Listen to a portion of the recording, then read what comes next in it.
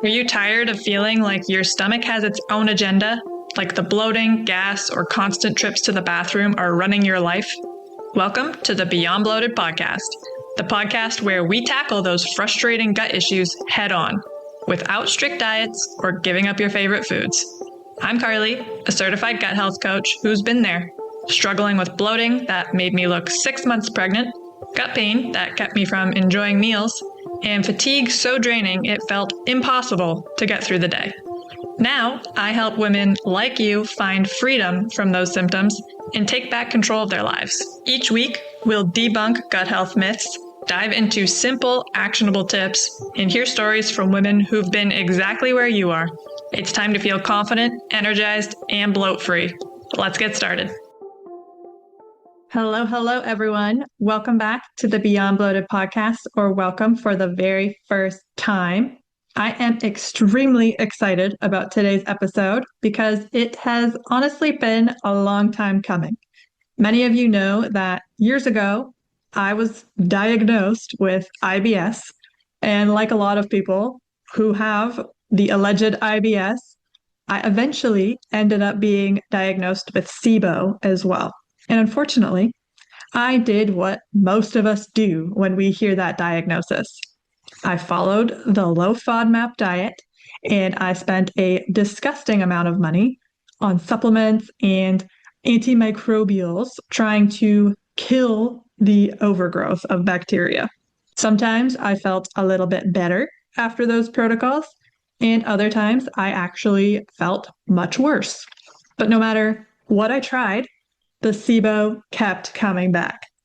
I think I tested positive 3 or 4 different times before I finally took a step back and realized something deeper must be going on here. Once I finally figured out what was actually driving my SIBO and addressed those root causes, everything changed. And it has not come back since, which is exactly why I am so excited about today's guest. Katrina Cox is a registered dietitian specializing in IBS, SIBO, and complex digestive issues. Through her practice, she helps women who have struggled with bloating, reflux, constipation, diarrhea, and other persistent gut symptoms finally understand what is driving their digestive issues and build sustainable strategies to improve their gut health. Katrina takes a root cause approach that goes beyond the restrictive diets and supplement overload. Her work focuses on restoring digestion, improving gut motility, supporting the gut-brain connection, and helping clients rebuild their food tolerance and confidence around eating. So without further ado, let's give a big, warm welcome to Katrina. Thank you so much for joining us on the Beyond Bloated podcast today. Hi, thanks for having me.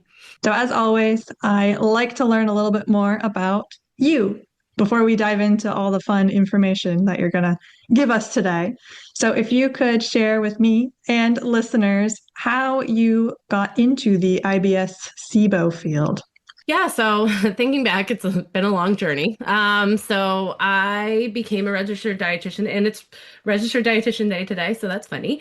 But I have been a registered dietitian since 2012. And when I first started, I actually started off in the children. I worked with children, so I worked at Children's Hospital in Boston. So it's a very high acuity hospital, like sick of the sick. So I was in the surgical floor, and they were all like gut kids. It was all like short gut and all of that. So that's where I really like started learning the gut. And I really fell in love with just like all together. From there, I ended up switching gears into the adult side of things. But I did really want to keep that gut health. And I was working with a lot of IBS. And at the time, SIBO was like kind of talked about, but it wasn't very like common. It wasn't something that we heard very much about. And IBS was actually becoming more obviously IBS has been around forever, but talking more about like diet changes and how that can affect with your symptoms and all of that. So then I decided to dig a little bit deeper into SIBO, and I love the challenge because it is a challenge. It's something that's not black and white, but so yeah. So then I decided that I wanted to open my own practice related to IBS and SIBO because I found that it was very misunderstood, and I wanted to be the advocate for the clients who couldn't find out what was going on with them gut wise. And so yeah, ever since then, that is kind of where I've been is IBS and SIBO. Good for you, because it is absolutely needed. The amount of people, especially women, out there who Mhm. have IBS and or SIBO, which, by the way, we should probably say stands for small intestinal bacterial overgrowth or irritable bowel syndrome for IBS. I always say IBS is a bit of a BS diagnosis because there's always a reason, right? It's not just you have IBS, good luck, see you later, which is what I was told and a lot of others are told. I Mhm. also dealt with SIBO for many years. The advice I was given was here's some antimicrobials, go take these and go low FODMAP. And so I did. And it came back and it came back and it came back. So, can you tell us a little bit about why that standard advice doesn't typically resolve the issue long term? The best way for me to describe SIBO, I like to describe them as bodies of water. I feel like this is the easiest way to kind of explain that SIBO is not something you just catch. It's not a virus. It's not something that you can just take a pill and it goes away. But I compare it to a flowing river and a mucky pond. So basically, what you want your gut to be is a flowing river. So think of like crystal clear water, drinkable water, like things that you would want to step into, like a nice flowing water. Um, but SIBO is more of a mucky pond. That's where you'll see all of like the algae, the green, it like not something you really want to swim in, but because it is mucky and disgusting. We could absolutely clean that pond. Like we could clear it out, we could clean it, but it's going to continue to come back. So cleaning out the pond is like taking the antibiotics and starving the bacteria and all of that, which necessary for treatment, but it's not the complete treatment. So what we want is we want it to be more of that flowing river. So yes, we clear it out, but then we need to work on what caused it in the first place. And that's usually a digestive issue, that's usually a motility issue. So if you're only clearing it and not focusing on why it became that mucky pond in the beginning, it's just going to keep coming back. I love that analogy because it's so true. If you just dive straight into pills or the diets and you don't address why did this happen in the first place, it's coming right back. Because as you Right. mentioned, it's not just bad luck. You don't just wake up one day and go, oh no, I got the SIBO. Sucks for Yeah. me. So Right. something caused it. So, can you talk a little bit more about some of the common root causes of SIBO? Yeah, so there's a ton, but basically, I like to break it into digestive issues, motility issues, and really environmental issues. So, the digestive issues can be anything from taking too many PPIs, low stomach acid. It could be H. pylori is a big one because that lowers your stomach acid, which affects your digestion. Those are a lot of the digestive side of things. And then there's things like motility. So motility can slow down due to high cortisol levels, which so high, very high stress moments can increase your cortisol level, which will decrease your motility. Another thing is food poisoning, and food poisoning or GI bugs, that is something that affects your motility because what happens with food poisoning or a GI bug is your body responds to this and kind of attacks the bug that's going on to try to get you to feel better. And it Instead, it produces antibodies that attack your migrating motor complex, which is basically the housekeeper of your gut that just sweeps things through. So when that's off, things tend to kind of stay in one place and don't move to where they belong in your large intestines.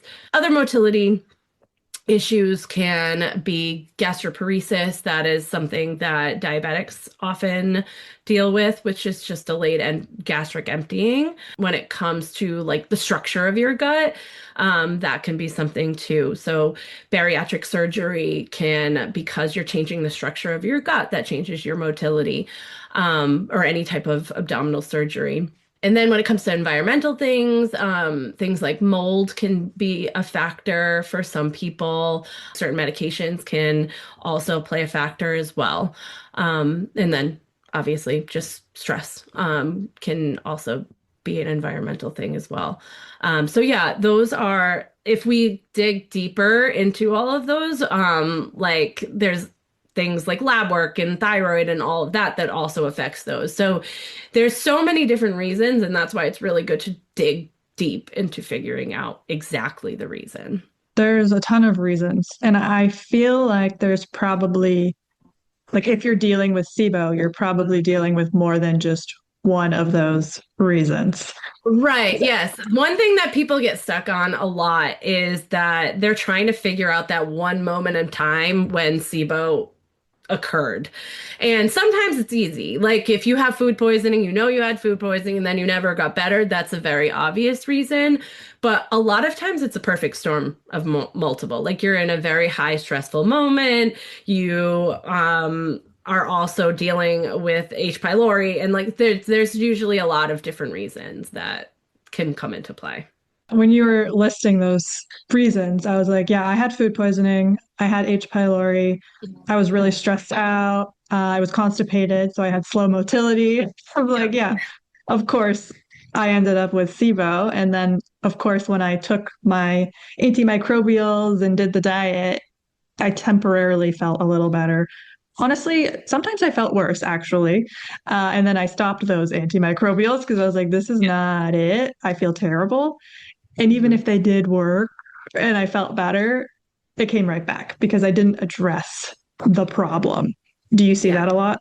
Oh, 100%. Like every client that comes to me, that is mostly what they're dealing with is the fact that they've done round after round after round of antibiotics or antimicrobials and are basically down to like five foods because they've been put on low FODMAP and then biphasic and then all the different diets that is the claim to fame for SIBO. And they're just in this cycle of they'll maybe feel better for a week or so and then things will come back.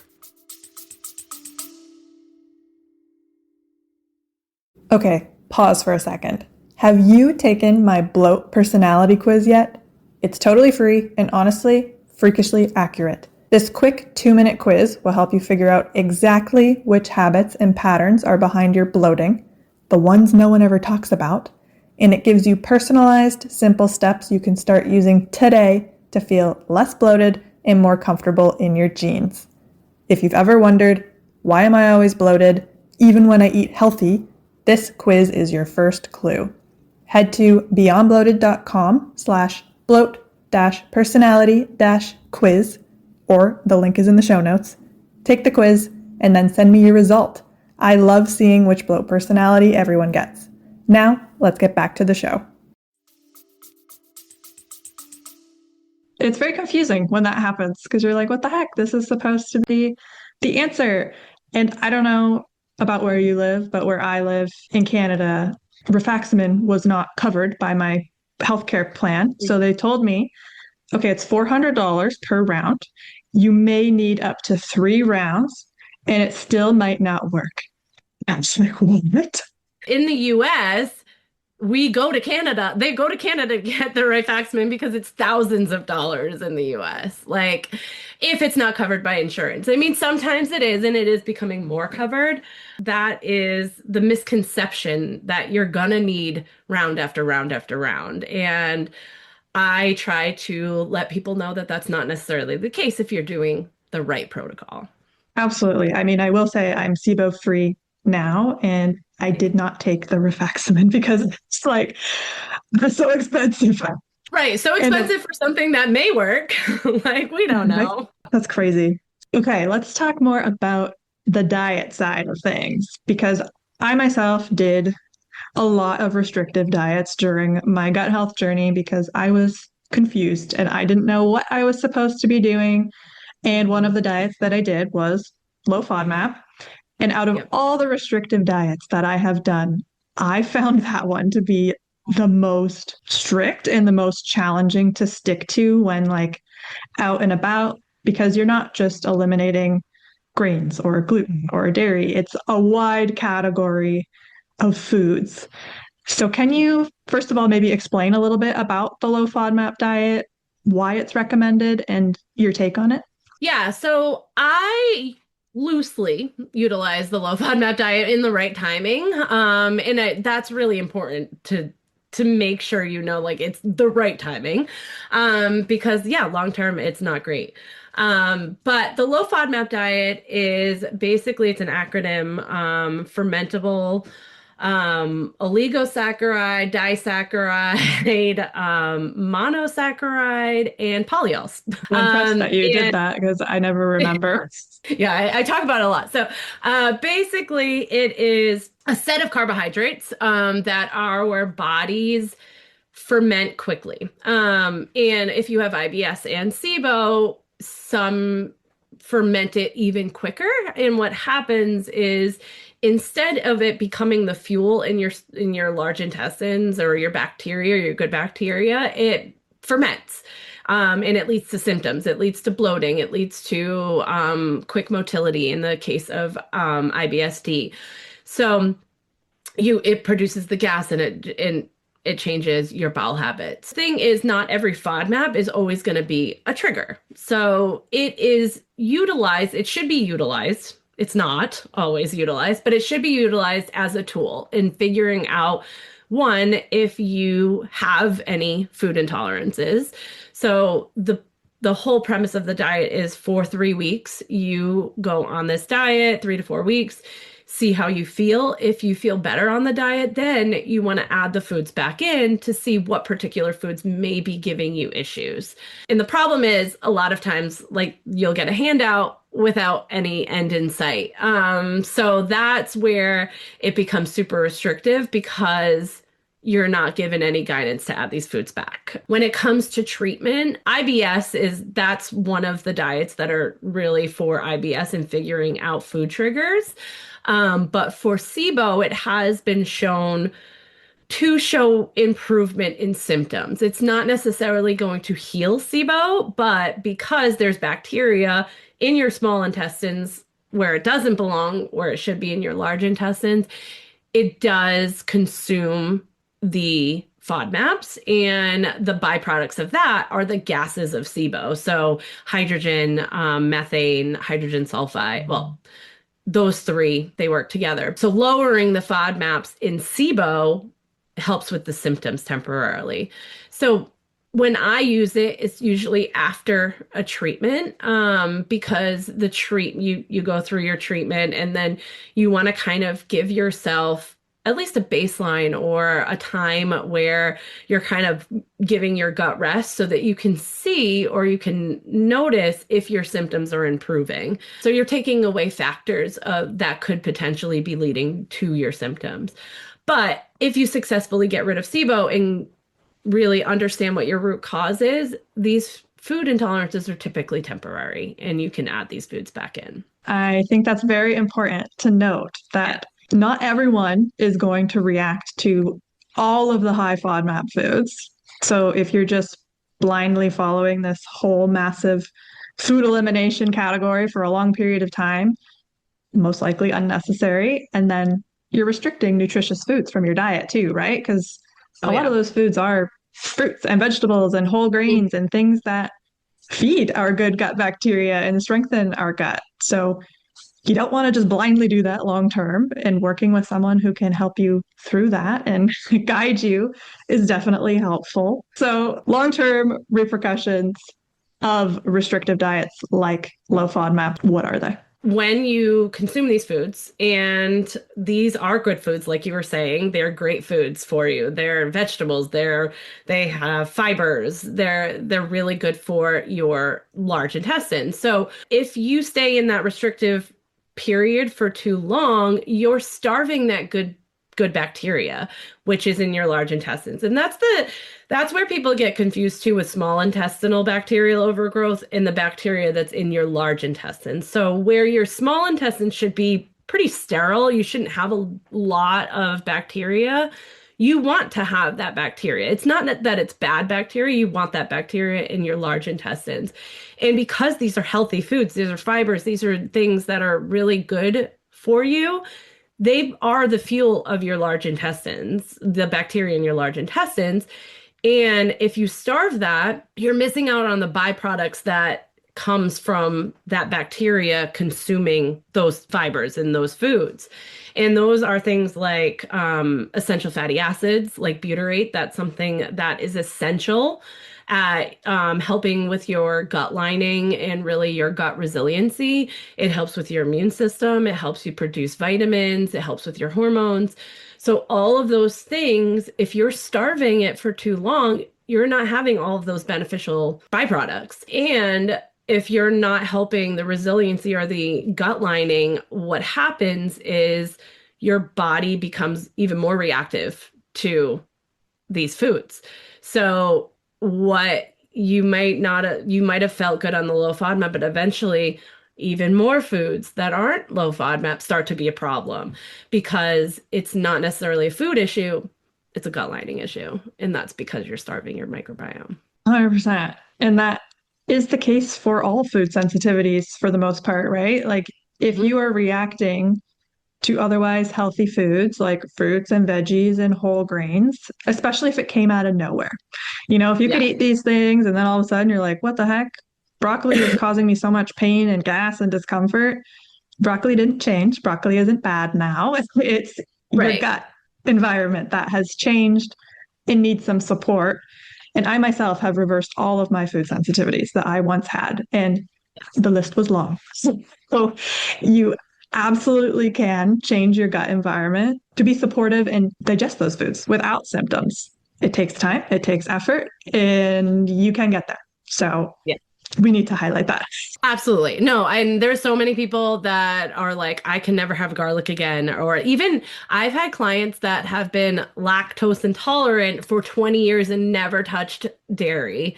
And then all of a sudden, once we get rid of all of the SIBO and we rebuild the gut, they can have it again. And then you have these like lactose intolerance tests and all of that. And they're like, yep, you're lactose intolerant, never have it again. But it's not true. It's not true because I had Greek yogurt for breakfast and I hadn't had dairy in 7 years because I thought I couldn't again, Yeah, which is cool. which is awesome. Okay, so we have talked about what SIBO is, a lot of the root causes for it, why just blindly taking antimicrobials, antibiotics, following the low FODMAP diet isn't necessarily going to resolve the problem long term. So let's talk about what does help. What are your top SIBO tips for someone who maybe has a positive SIBO test, suspects SIBO based on what we've talked about? What would be their starting point? So the starting point is really the basics, the foundations, the non-sexy type things to change because a lot of people just don't want to go right into supplements and right into protocols. But really, so if you want to help your digestion, you need to start at the mouth. You need to make sure that you are chewing your food to applesauce consistency. You need to make sure that when you're having a meal, you're not at your desk. And believe me, I've been there, but you want to make sure you have an undistracted meal. That would be the digestion part. Then you want to also talk to your providers about what medications you're on. Are you on, have you been on PPIs for years and years and years? Is there something else that you can try to help with your stomach acid? You need your stomach acid to make enzymes and to be an environment where enzymes work. A lot of people go straight to just replacing enzymes, but I like to really dig deeper into helping your body produce that. So if that means bitter foods, helping your bile flow, digestive bitters, that would be something I would do to kind of help your digestion to go. And then motility. I mean, the best way to support your motility is meal spacing. So giving yourself 3 to 4 hours in between meals so that migrating motor complex that may have been affected has a chance to work. So it works in a fasting state.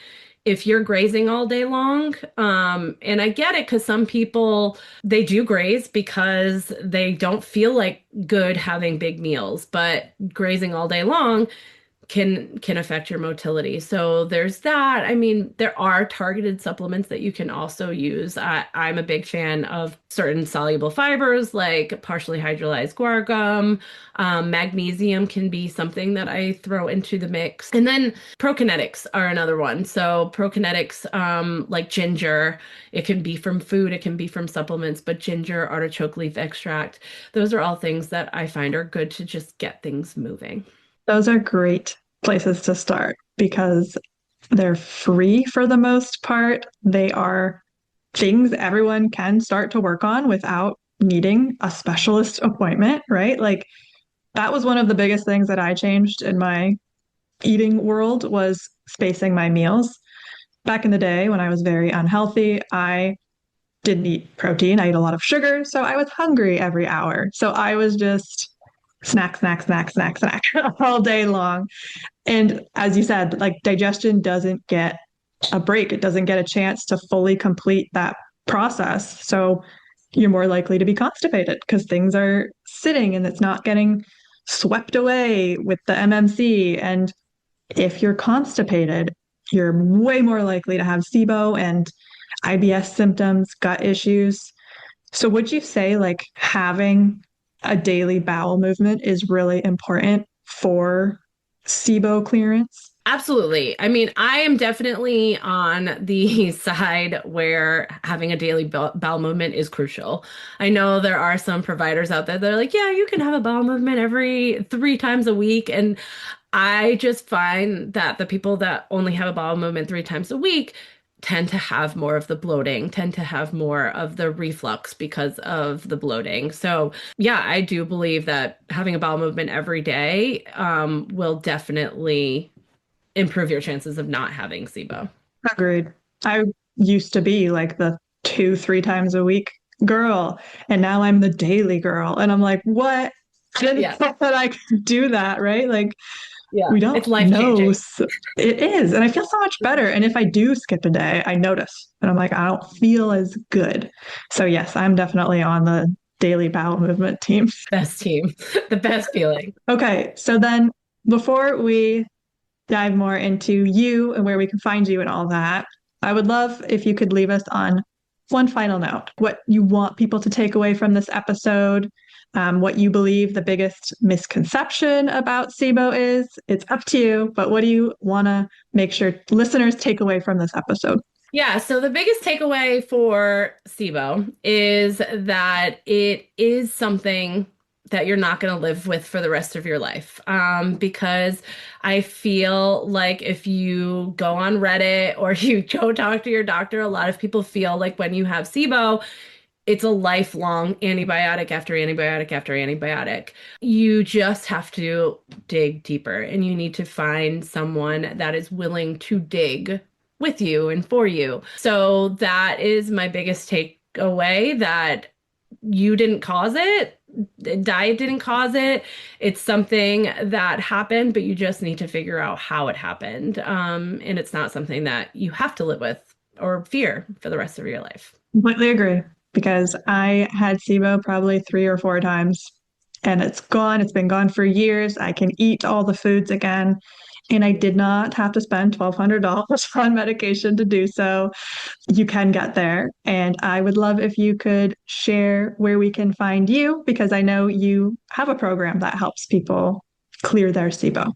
I'm on Instagram the most, ibs.sibo.dietitian. So that's where you'll see me talking about all things poop. But I also have a program called the Bloating Breakthrough, and it's a hybrid program where we have one-on-one and group coaching, and it is very comprehensive, and we really dig into the root cause, help you get through protocols, help you like get all the foods back. My goal forever for everybody is to have the least amount of symptoms with the most diverse diet. And that's always my end goal. So getting rid of the SIBO and building a better relationship with food is my end game. Thank you so much. I will link all of that in the show notes so everyone can find you on Instagram and your program.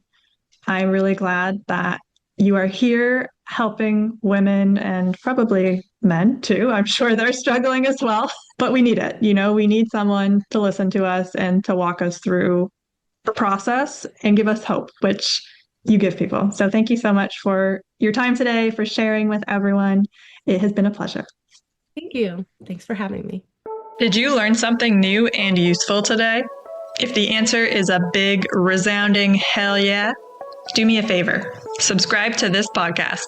Even better, toss a rating in there too. It helps more bloated babes discover this show and lets me keep bringing you this free, gut-loving content every single week. And hey, don't be greedy. Share this episode with your bestie who's always unbuttoning her pants after dinner. She will love you even more for it. Thanks for hanging out with me and showing your gut some love. Keep on putting what you learn into practice and you will be bloat-free in no time. Catch you in the next one. Bye.